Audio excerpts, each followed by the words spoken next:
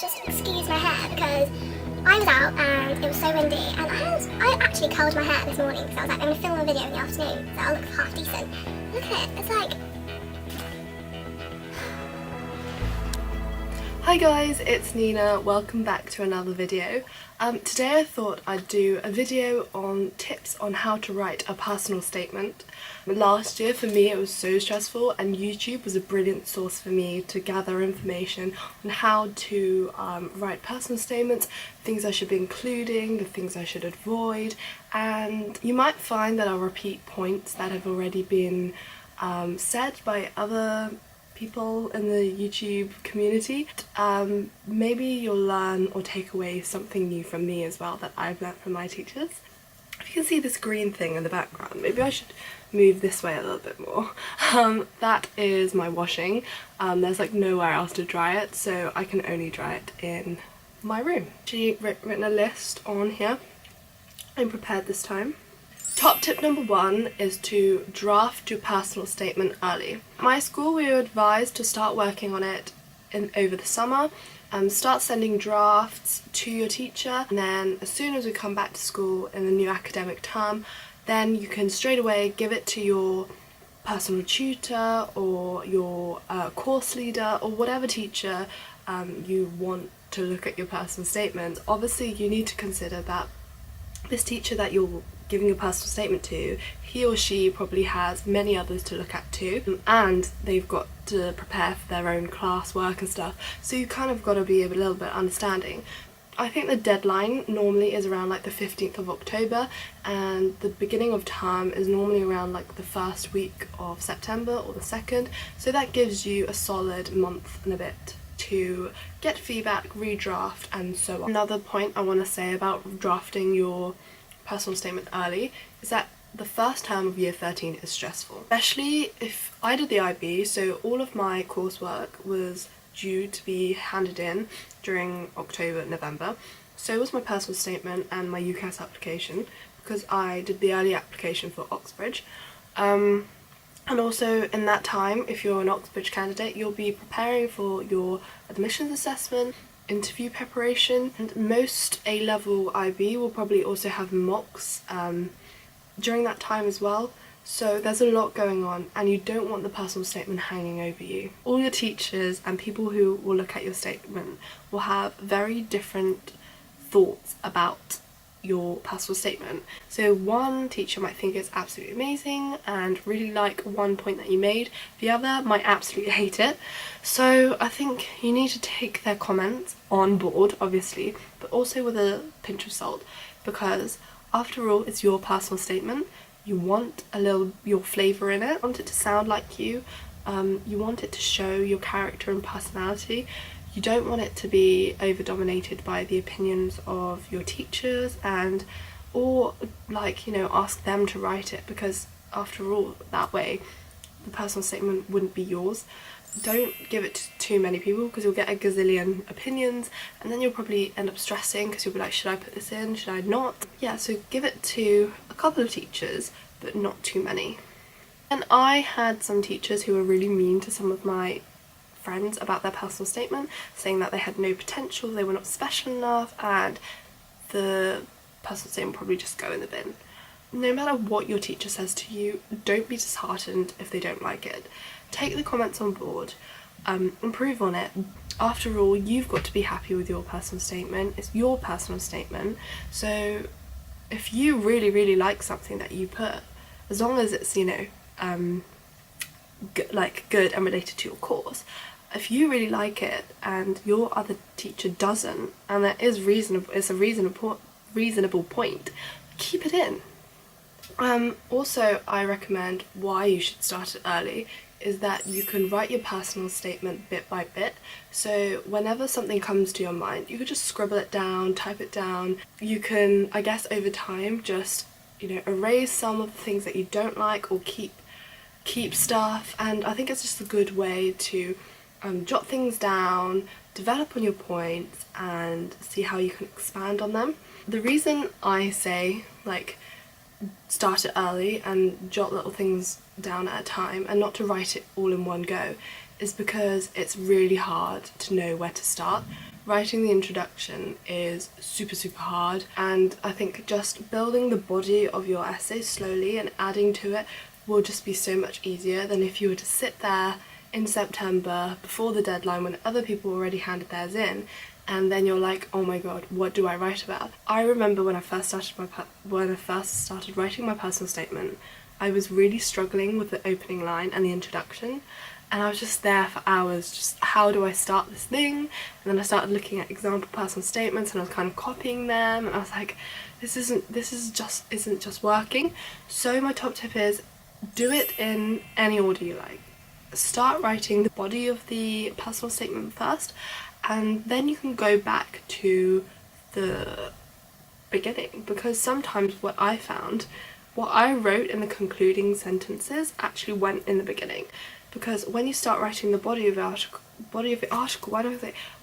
personal statement, you'll start getting the flow and the gist, and eventually you'll have a narrative and of how you went on the journey to really like, and the reasons behind why you want to choose your degree at university. You don't have to write it in a chronological order. You can write the concluding sentences first, body of the personal statement first, and then come back to the opening line. For me, I just started writing the body of the personal statement first and then came back to the beginning. Before I talk more about writing and the contents of what you need in a personal statement, one top tip is avoid these words at all costs. I am passionate about, since a young age, I love, since the age of 2, I wanted to be a vet. Like, it's easy to say, I really like this subject, but the way you want to write is demonstrating and giving evidence of how you're passionate about it. Just don't say, I love this subject, because it's just not saying anything. It's not giving any proof, any academic thing. Anyone can say that. That leads on to my second point, which is throughout lower 6th or year 12, keep a document of the things that you've done, like academic achievements, extracurricular, or things that you find worth noting about your educational career. As when you come to year 13, that way you don't have to think right back to years ago when you're like, oh, like what have I done, what achievements? When you come to write your personal statement, it allows you to look at a list of your achievements, and then you can also prioritise which ones you want to keep in your personal statement, which ones you don't. It's better to have a list of loads of achievements, even if some don't end up being in your personal statement. It's better to have more than little things. Prioritise, because you've got to think about it. The personal statement is only 500 words, 4,000 characters, 47 lines, okay? You've got to be concise and elegant. So pick out, I'd say, about 3 to 4 achievements that you've done and plonk them in. Feed it in relating to the previous point, because you want your personal statement to flow from beginning to end. You don't want sudden points that have come out of nowhere. So although sometimes, like, it doesn't always have to be true, if you know what I mean. As long as the achievement and the book that you've read and the academic things are true, it's fine. But the order in which you've done them doesn't really matter. I was really interested in gender rights and gender inequality in education. So I said about one of my experiences when I travelled to Zambia and I saw gender inequality and educational disparity. So I said, oh, this really interested me, therefore it prompted me to read a book. Read one book about gender and then another book which challenged that book, so it gave me 2 alternative views. So then I said, this is how my thought process on gender changed. Then relating back to the travelling to Zambia thing about educational disparity and gender inequality, that prompted me to then do a research, which is also true, in sociology, where I conducted research on the educational attainment divide between boys and girls at my school. And the results from that then prompted me to read another book. So you can see how they all interlink. Even though I didn't do it in that order at all, I did the Zambia thing first, then I did the research, and then I read the books. But, you know, you can just kind of create a narrative and a journey, and that will sound much more better, and it sounds like you're an intuitive and independent person who is thinking outside the box and always wanting more. Sometimes it also helps to write 2 personal statements.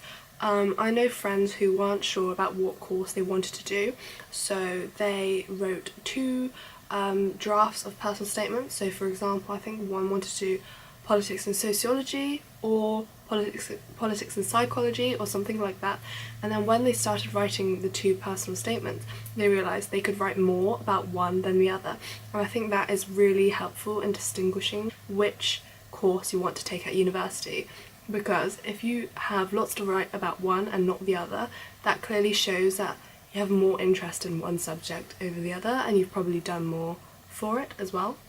Top tip: know your universities that you want to apply to. Before you start writing your personal statement, it's probably best to list the 5 universities that you want to go to. The reason for this is that different universities want and require different things. So for example, if you're applying to Oxbridge or one of the G5's top competitive universities, they're more likely to want 70% academic stuff about things you've read, the academic competitions or extracurricular activities that you've taken in, and I'd say about 30% on your extra interests, why you want to take the subject and that sort of thing, not the about me section. So you need to know and distinguish your universities. Other universities, for example, if you're applying to an arts university or a music university, they might want to know more about your work experience and more about your extra co-curricular activities and more about your passions and stuff that you've done, less academic. You want your personal statement to be catered to the universities that you're applying for. So know what they want, know your universities before you start writing your personal statement. The second thing is know what course you want to apply for. I was applying for social sciences, so that entails sociology, politics, psychology, and that course had completely different names in all the universities I applied for. So I originally applied for Cambridge and it was called Human, Social, Political Sciences. UCL was called Social Sciences. Birmingham was called Sociology and Politics. You get the gist. So when you're writing a personal statement, don't refer to the course that you're applying for, like refer to the specific name. So I was applying to Cambridge, so I wouldn't put the reason behind I wanted to study human, social and political sciences is because like, don't say the specific course name, because remember that this personal statement is also going to be sent out to 4 other universities. So if you've addressed it as human, social and political sciences, for example, then the other university is going to be like, okay, well, I know what university you've applied for. I don't know whether that has an impact on your application, but it's better to think of a broad term to, address all the universities. Really big point about your personal statement is be different, be unique. I know it's easy, but when I was doing my personal statement, my teacher gave us example personal statements to look at, and it's so easy just to look at it and to look at their personal statement, start copying their personal statement and rearranging a few words but writing in a similar style. The thing about personal statements, you've got to know that this personal statement is being sent out to all these universities, and these universities are looking at hundreds of applicants applying for the same course. You don't want to be boring the person, the administrator who's looking at your personal statement, because a lot of people probably like maths because they like the practical elements and its application to the many subjects or something, or people might like music because it allows freedom of expression in a non-literary way. There's going to be a lot of cliches and a lot of repetition, so you want to be different and stand out. Include your background, your experiences, your culture, and how it has informed you to like your subject. So recently I was helping a friend out in China, and she is applying for mathematics, and she was really struggling to, how do I, be different when talking about maths. And she is very musically talented. She is like she's gone above all the gradings for the piano, and I was like, try and link music and maths together. And at the beginning she was like, how do I do this? And then she started talking about, oh, actually in piano, for example, Mozart, he has all these patterns, and it's called like a golden something ratio, I don't know, a golden theorem, I don't know, I'm not mathematical, but it links to these patterns, and she identified these patterns within music that is linked to the mathematical theories. So finding a link like that is really, really clever, and it will be different and unique as well. So when the person comes to read your personal statement, they're more likely to remember yours over someone who's just been very broadly academic, just stated the books that they've read and what they've learned. You know, you want to be a little bit different, but don't let that take over the whole of your personal statement, and try and incorporate some of your interests outside of the degree, the subject, and try and see ways in which you can link them. That shows outside of the box thinking, and yeah, I think it makes you unique. Remember, your personal statement is a part of a holistic process. You're not gonna be like eliminated just by a really bad personal statement. Again, some universities might prioritise the personal statement more over others. I know at University of Exeter and Edinburgh, they use the personal statement only as a way to distinguish between two very similar applicants and candidates, so they value grades more over personal statement. Don't be too worried about your personal statement, because overall they're going to consider your grades as well as your personal statement. And for example, at Oxbridge, they're also going to consider your results from your assessment, the entrance exam, and your writing that you might have submitted, and also interviews as well. Don't lie in your personal statements, especially for Oxbridge, ones that, you know, applications where you're required an interview, because I have had friends who said that they've read like these 10 books and said, yeah, I've read all these books, right, as academic proof, you know, to show that they're this amazing student. Right, when they got called on for their Cambridge interview, what does the interviewer say? Hi, I'm going to use his name as John. Hi John, okay, so would you like to tell me about your thoughts on free economics or the sociological imagination? Now, please explain. If you've not read that book, in that moment, can you just imagine the embarrassment? Every time the books I've read that I included in my personal statement, whilst I was reading them, because I mainly read them over summer, I made notes, and I printed those notes out and took them with me on interview. Not actually into the interview, but like, you know, reading it before and stuff, just in case they would ask me on the books that I've read. I had 2 interviews, and none of them asked me about my personal statement or the books I've read. Okay, so there's also the other spectrum, which is that they don't ask you about it at all. But I would not take that risk. So don't lie, don't say that you've done things that you've not, don't say that you read things that you've not, because you will be caught out on it. And again, just be you. And finally, I think if you're talking about structure, I'd talk about introduction, about the things you've done in the past or in your childhood, but don't be cliche about it, but I'm just kind of generalizing, about your background. Create a unique narrative in the beginning that made you more intuitive and therefore prompting you to select your degree. And then in the body of your article, you want to write about academic things and your thoughts on the academic things. Also, don't be descriptive about the academic books that you've read. Just state the book, maybe sometimes just say what it was about, but like in one line, and then the majority of the personal statement should be describing on what you learnt and how it prompted you to do the next thing in the next phase of your life and educational career. Like it's like how one step got to the other. Final bit, you can talk about your extracurricular, maybe the things that you've done. Talk about like 2 sentences on what you want to do, what you hope to do in the future, how studying at the chosen university will help you get to that stage. Okay, so that's all I have for today on writing a personal statement. I hope this will be helpful to you, and good luck. If you have any more questions, just comment down below and I'll answer them as soon as I can. Yeah, remember, this is your journey, be unique. Don't let people get in your way, don't be disheartened, go for it, you know, just go for the goals, and yeah, good luck. Okay, thank you for watching. I keep doing this with my hands. Thanks for watching. Like and subscribe, obviously, that would be really nice.